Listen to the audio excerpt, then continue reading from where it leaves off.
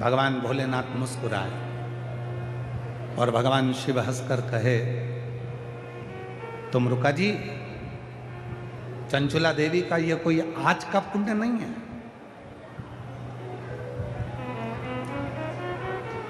तुम रुका, तुरंत बोले, बाबा 2 संशय हैं मेरी जिंदगी में। मैंने शिव महापुराण की कथा बाची, चंचुला देवी ने श्रवण करी, बिंदु प्रेत योनि से मुक्त हुआ, आप जजमान बनकर बैठे। मेरे 2 संशय। एक संशय तो यह है कि चंचुला देवी के इससे कौन सा पुण्य था जो चंचुला देवी ने शिव महापुराण की कथा करवाई और अपने पति को प्रेत योनि से मुक्त करा। और दूसरा प्रश्न यह है कि बिंदुक ने ऐसा कौन सा पाप कर दिया था जो बिंदुक मरने के बाद प्रेत योनि में पड़ गया। पत्नी पुण्य कर रही है और पति प्रेत योनि में है। ये समझ में नहीं आया, ये कुछ समझ में नहीं आया। आखिर ऐसा कौन सा पुण्य चंचुला के जीवन में था जो चंचुला शिव महापुराण की कथा करवाती है और शंकर पार्वती यजमान बनकर बैठते।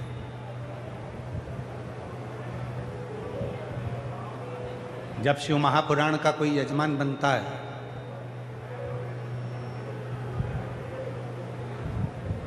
जैसे यहाँ पर भी यजमान बनाकर बिठाए गए हैं परिवार को, बहेड़िया परिवार जो बैठा है यजमान बनकर, राम प्रकाश मणि जी, शिव महापुराण में जो यजमान बन रहा है, खाली खाली खाली खाली, मन नहीं लग रहा, चित्त नहीं लग रहा। कई बार कई मेरी जीजियां बैठी हैं जिनका मन ही नहीं लगता अगर कथा नहीं सुने तो। जब तक वो शिव पुराण की कथा थोड़ी देर के नहीं सुन लेती मोबाइल पर, फोन पर या टीवी पर, कहीं पर भी किसी भी रूप में, तब तक उसका मन नहीं लगता। भले एक रील देख लूं पर शिव पुराण की एक छोटी सी रील देखूं पर देख लूं, उसका चित्त लग जाता, मन लगता, उसका हृदय लगता, मन लगता। अब भिलनी के ध्यान में शिव जी कह रहे हैं, तुम रुका जी, उस भिलनी के ध्यान में वो शिवलिंग की आकृति उसकी चित्त में, उसकी मन में आ गई। भिलनी के मन में।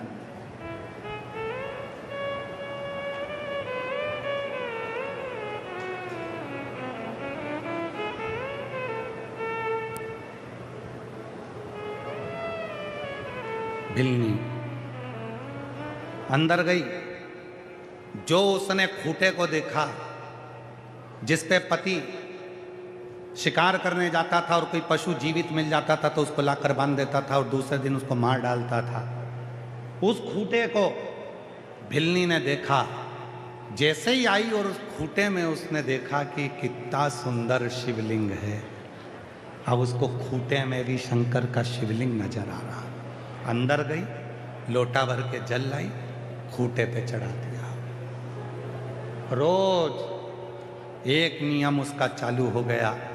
जो खूंटा जमीन में गड़ा था, लकड़ी का था, उसी पर लाती और जल चढ़ा देता, उसी पर।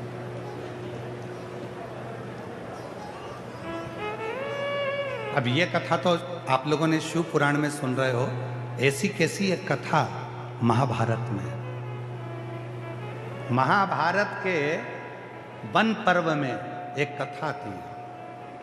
महाभारत के वन पर्व में कथा आती है कि पांडव वन में जा रहे हैं, उनको वनवास हो गया पांडव को।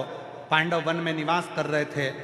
अर्जुन युधिष्ठिर का नियम था प्रतिदिन शंकर के शिवलिंग पर जल चढ़ाना, और आज शंकर का शिवलिंग उनको मिला नहीं था तो अर्जुन ने भोजन किया नहीं था।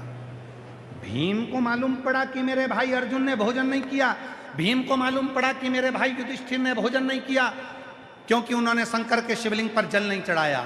एक लोटा जल चढ़ाने के लिए मेरे भाई भोजन नहीं करे हैं, भूखे हैं। तब भीम गया और भीम ने जाकर एक पेड़ को काट दिया।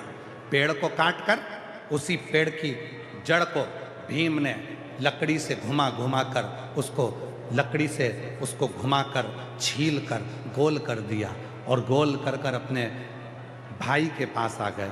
भीम पत्तों को उसके ऊपर चढ़ाकर, उस पत्तों को उसके ऊपर रखकर और अपने भाई अर्जुन के पास, युधिष्ठिर के पास आए। महाभारत का वन पर्व कहता है, जैसे ही भीम आए और भीम ने आकर कहा अर्जुन से, चलो चलो चलो, मुझे जंगल में शंकर का शिवलिंग मिल गया, तुम्हें जल चढ़ाना है, जल्दी चलो, जल भरो, जल्दी चलो। भीम के कहने पर अर्जुन ने, युधिष्ठिर ने लोटा भरकर जल लिया। जल लेकर जंगल में शंकर जी को चढ़ाने के लिए गए। जो भीम ने शंकर का स्वरूप बताया था, उसी स्वरूप पर अर्जुन ने और युधिष्ठिर ने जल चढ़ा दिया। जैसे ही जल चढ़ाया, अर्जुन युधिष्ठिर आए और उन्होंने भोजन कर लिया। जैसे ही भोजन करा, भीम तो खूब तेज हंसा। जब आप लोग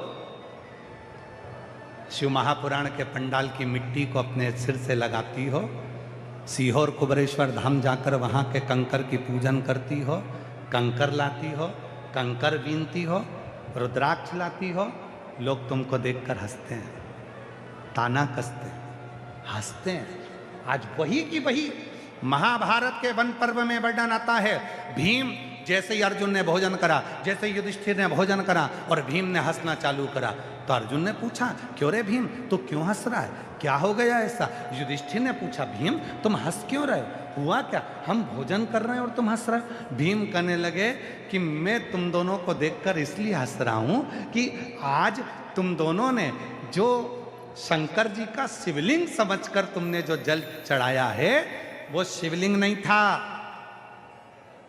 मैंने पेड़ को काट दिया था, उसका जो नीचे का ठूठ था उसी को मैंने गोल कर दिया था और उसी पर मैंने पत्तियां रख दी थी, और तुम उसको शंकर का शिवलिंग समझकर उस पर जल चढ़ा दिए। तुम शंकर का शिवलिंग चढ़कर तुमने जल चढ़ा दिया और जल चढ़ाकर तुमने भोजन कर लिया, तुमने उसको पहचाना नहीं। अर्जुन ने कहा, ये भीम,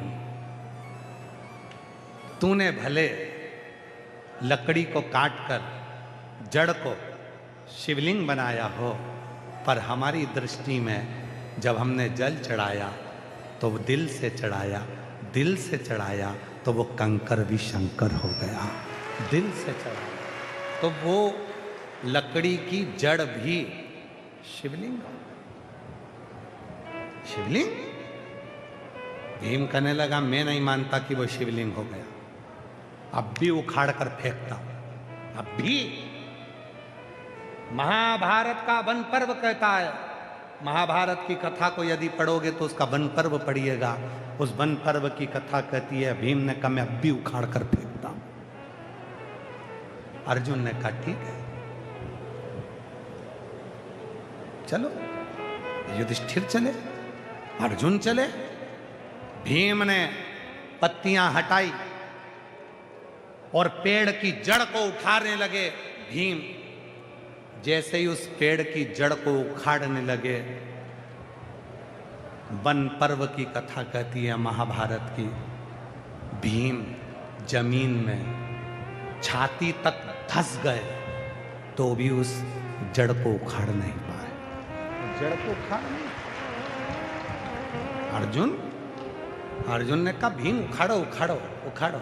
अब तो भीम को गुस्सा आ गया, उस जड़ के आसपास में भीम ने खोदना चालू कर दिया। पूरी जड़ को उखाड़ने के लिए भीम ने जो आसपास खोदना प्रारंभ करा, भीम के 2 वर्ष केवल उस खड्डे को खोदने में निकल गए, परंतु वो जड़ का सिरा, आखिरी का छोर नहीं मिला। 2 साल तक, 2 वर्ष तक भीम खोदता रहा, तो भी उस वृक्ष की जो जड़ थी उसका सिरा नहीं मिला। भीम रोज उखाड़ता, पर वो उखड़ता नहीं, रोज उखड़ता नहीं। कहते हैं कि भीम के खोदने से जमीन में से, पताल में से पानी निकलने लगा, पर वो जड़ का सिरा नहीं मिला। आखिरी में भीम अर्जुन के सामने हाथ जोड़कर बोला, एक लोटे जल में और सच्चे विश्वास में ये बल है कि कंकर भी शंकर बन जाता है और जड़ भी परमात्मा बन जाता है। लोग कहते हैं सीहोर का कंकर शंकर है, कंकर शंकर। सीहोर के रुद्राक्ष में ऐसा क्या है? और मेरी जीजियों, दुनिया के लोग आप लोगों को बहुत पागल बनाएंगे, मूर्ख बनाएंगे, कहेंगे कि हम यहाँ पर जो रुद्राक्ष बेच रहे हैं वो सीहोर का है। नहीं नहीं, सीहोर का रुद्राक्ष पैसे से नहीं बिकता। सीहोर का रुद्राक्ष कोरियर कर कर नहीं भेजा जाता। सीहोर का रुद्राक्ष कोई आपको ले जाकर नहीं दे सकता। सीहोर का रुद्राक्ष यदि तकलीफ आएंगे, अपना हाथ आगे करेंगे, भोलेनाथ का नाम लेंगे, रुद्राक्ष लेंगे, वही रुद्राक्ष तुम्हारी जिंदगी की संवारने वाला है। वो बिकता नहीं है, वो बिकता नहीं, वो बेचा नहीं जाता।